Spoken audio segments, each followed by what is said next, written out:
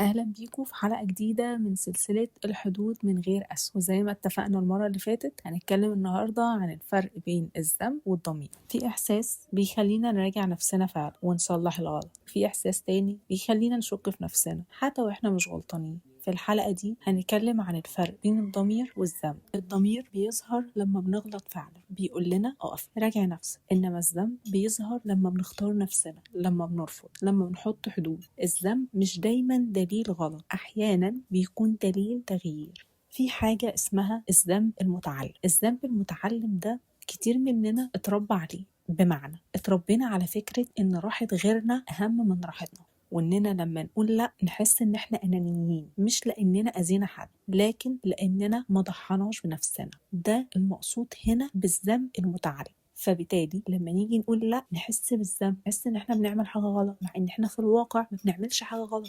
طيب لو عايزين نفرق بين الضمير والذنب ممكن نعمل ايه؟ اختبار بسيط، اسالي نفسك هل انا اذيت حد ولا بس زعلته؟ يعني انا لما رفضت الحاجه دي او لما اعترضت على الحاجه دي او ايا كان، انا اذيت الشخص اللي قدامي ده ولا مجرد ان هو زعل مني عشان مثلا انا مش عايزه الحاجه دي ورفضها؟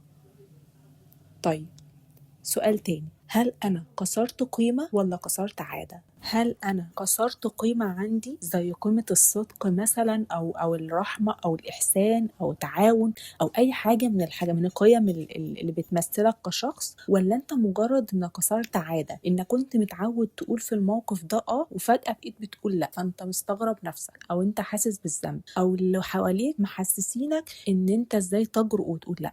تمام؟ طيب لو ما فيش أذى يبقى ده ذنب، لو ما كسرتش عادة، ما كسرتش قيمة وكسرت بس عادة، يبقى ده برضو ذنب. فانت بس محتاجة تهدي وتعيدي تقييم الموقف بناء على الوعي اللي انت وصلتي له دلوقتي. وخلينا تاني نعيد تعريف الضمير والذنب. الضمير بيحافظ على القيم، اما الذنب المتعلم ده بيحافظ على التوقعات، سواء توقعاتك اتجاه نفسك وان انت متوقعة من نفسك تتصرفي بشكل معين او تعملي حاجة معينة، او توقعات الناس منك، وانت هنا مش مسؤولة تحققي كل التوقعات. مش كل وجع معناه انك غلطانة، احيانا هو علامة انك بطلتي تكذبي صوتك. الحلقة الجاية هنتكلم عن حدودي مع اللي بحبهم وازاي نحط حدود من غير ما نخسر نفسنا. اشوفكم بخير.